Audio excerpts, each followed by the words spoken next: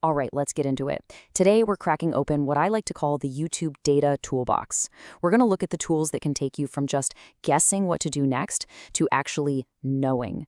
It's all about turning all that data into a real concrete plan for your channel's success. I mean, who hasn't been there, right? You're staring at that blank content calendar, just thinking, what on earth do I make next? The pressure is so real.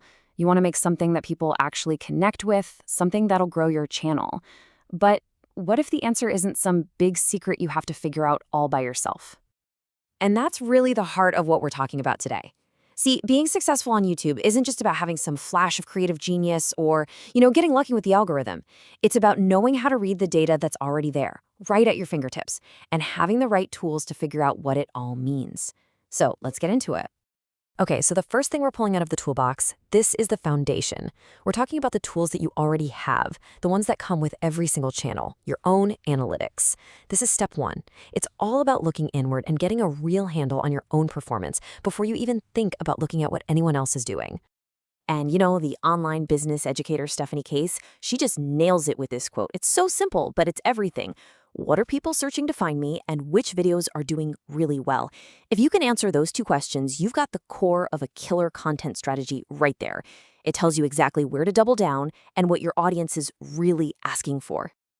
And the best part is, getting to this gold mine of info is super easy. Seriously, you just sign in, pop over to YouTube Studio, and boom, click Analytics in that left menu. That's it. We're talking 3 clicks and you are in. So when you get in there, you'll see these key metrics. Think of it like a viewer's journey. First, you've got impressions. That's just how many times YouTube showed your thumbnail to somebody. It's your potential reach.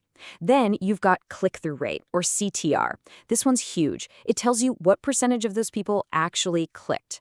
If you have tons of impressions, but a really low CTR, that's a massive red flag that your thumbnail or title just isn't working.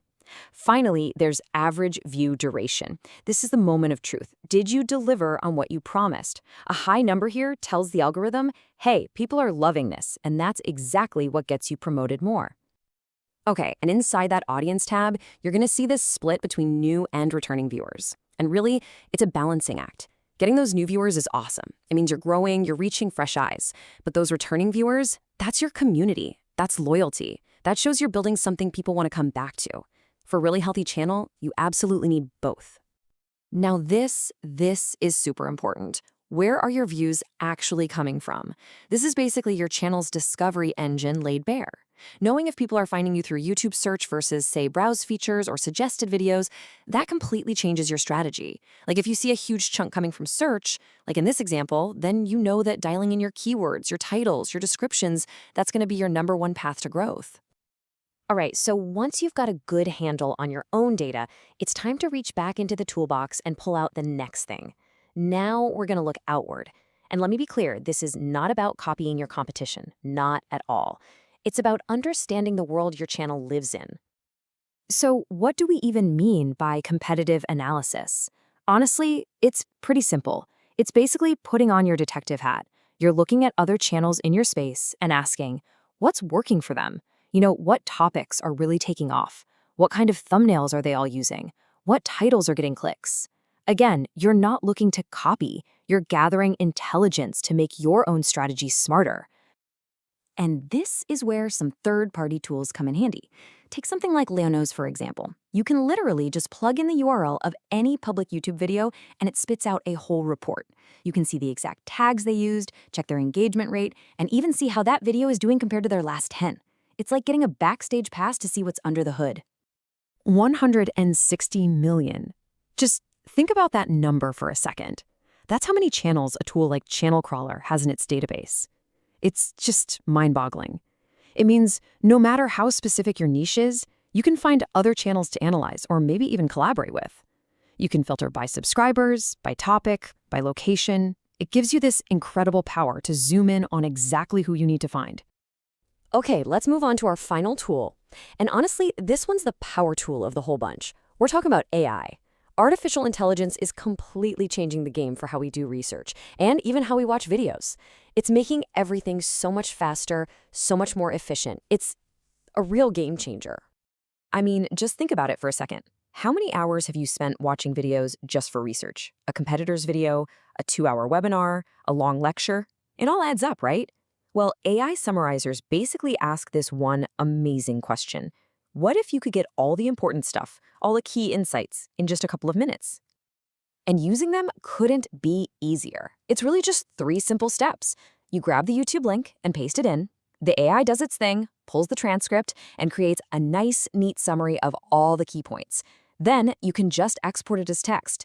You get all the value in a tiny fraction of the time. It's amazing.